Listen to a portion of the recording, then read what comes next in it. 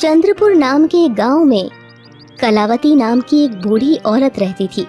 वो भगवान शिव की बहुत बड़ी भक्त थी। उसके 2 बेटे थे, दोनों की शादी हो चुकी थी और उनके बच्चे भी थे।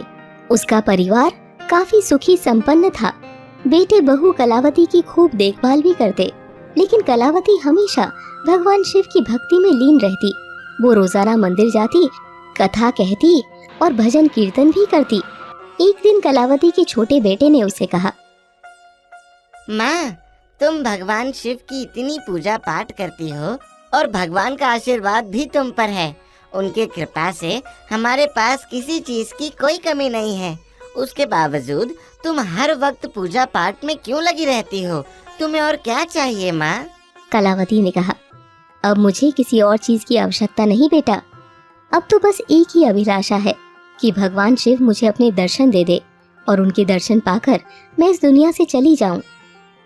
लेकिन माँ, भगवान के दर्शन पाने के लिए तो घोर तपस्या करनी पड़ती है। जंगलों में शांत वातावरण में रहकर उनकी आराधना में लीन रहना पड़ता है। कलावती ने कहा, हाँ बेटा, तुम ठीक ही कह रहे हो। ऐसा करती हूँ, कल सुबह होते ही मैं अपने भगवान शिव की तलाश में निकल जाती हूँ। जब सुबह हुई तो कलावती जाने के लिए तैयार हो गई। परिवार के सभी लोगों ने उन्हें खूब रोकने की कोशिश की। माँ, अकेले कहाँ रहोगी तुम? अपना परिवार छोड़कर मत जाओ माँ। लेकिन वो नहीं रुकी।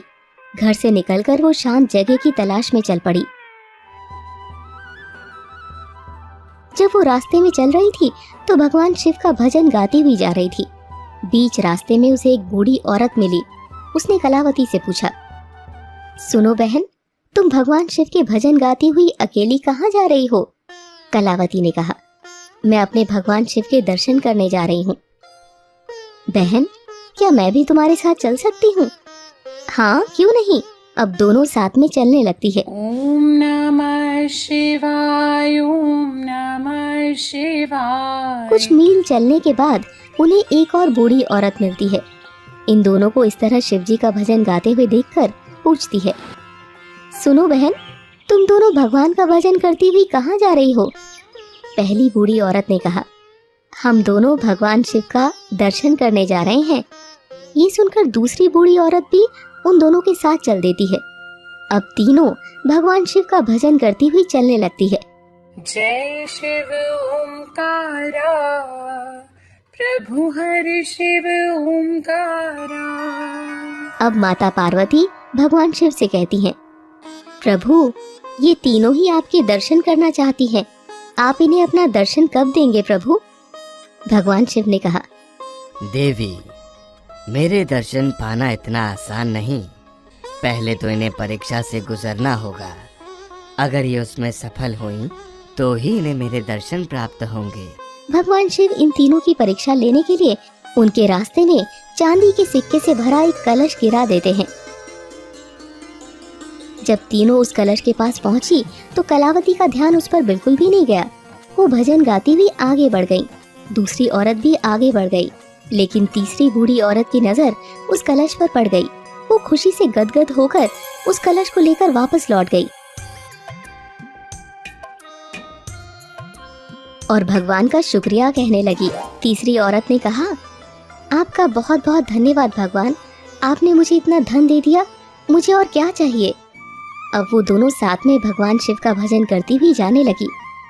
थोड़ी दूर चलने पर भगवान शिव ने एक सोने के सिक्के से भरा कलश रास्ते में रख दिया। जब ये दोनों वहां पहुंची तो कलावती के पैर उस कलश से टकराई, लेकिन वो आगे बढ़ गई। वहीं अब दूसरी बूढ़ी औरत ने उन सोने के सिक्के से भरे कलश को देखा तो वो रुक गई और कलश को उठाकर वापस लौट गई और मन ही मन सोचने लगी, मेरी किस्मत तो बहुत अच्छी निकली। भगवान ने मुझे इतना धन दे दिया, भला और क्या चाहिए मुझे। अब कलावती अकेली ही भजन गाती हुई जाने लगी। तब भगवान ने बहुत सारे हीरे, मोती और जवाहरात के ढेर उसके सामने रख दिए। जब कलावती वहां पहुंची तो वो इस हीरे जवाहरात के ढेर को देख बोली, हे भगवान, आपकी कृपा से मेरे बच्चों को किसी चीज की कोई कमी नहीं है। ये सब लेकर मैं क्या करूंगी प्रभु? अब तो मात्र आपके दर्शन पाकर इस दुनिया से जाने की अभिलाषा है। ये सोचकर वो वहां से भगवान का नाम लेते हुए चल पड़ी। कलावती ने इस परीक्षा को भी पार कर लिया है। अब बस आखिरी एक और परीक्षा बाकी है देवी। रास्ते में कलावती के सामने अनेकों तरह की परेशानियां आई। जय शिव कभी बर्फ पड़े प्रभु तो कभी तेज बारिश। ओंकारा। जय शिव ओंकारा प्रभु हरि शिव ओंकारा। हर हर तो कभी किसी और प्राकृतिक आपदा ने। नमः शिवाय ओम नमः शिवाय ओम नमः लेकिन भगवान के दर्शन को लालायित कलावती पर किसी का कोई असर नहीं हुआ। अब एक जंगल में पहुंचकर वो एक पेड़ के नीचे बैठ गई और भगवान का नाम जपती रही। शिवाय ओम नमः तभी माता पार्वती भगवान शिव से कहती हैं, प्रभु अब और कितनी परीक्षा लेंगे आप अपनी इस परम भक्त की? अब तो आपको इसे अपना दर्शन दे ही देना चाहिए। भगवान शिव ने कहा। आप सत्य कह रही हैं देवी। भगवान शिव कलावती के पास प्रकट हो जाते हैं और कहते हैं, अपनी आंखें खोले कलावती, मैं तुम्हारी भक्ति से अति प्रसन्न हूँ। तुम अपनी हर परीक्षा में सफल हुई हो। मांगो, तुम मुझसे क्या मांगना चाहती हो? कलावती ने कहा, प्रभु मुझे आपके दर्शन मिल गए और क्या चाहिए। अब तो सदा के लिए इस दुनिया से चली जाना चाहती हूँ। वो भगवान शिव के चरणों में झुक जाती है। थोड़ी देर में उसके प्राण निकल जाते हैं। भगवान शिव के आशीर्वाद से उसे स्वर्ग की प्राप्ति होती है। दोस्तों, इस कहानी से हमें ये सीख मिलती है कि सच्चे दिल और सच्ची श्रद्धा से ईश्वर को पुकारने पर वो अवश्य आते हैं।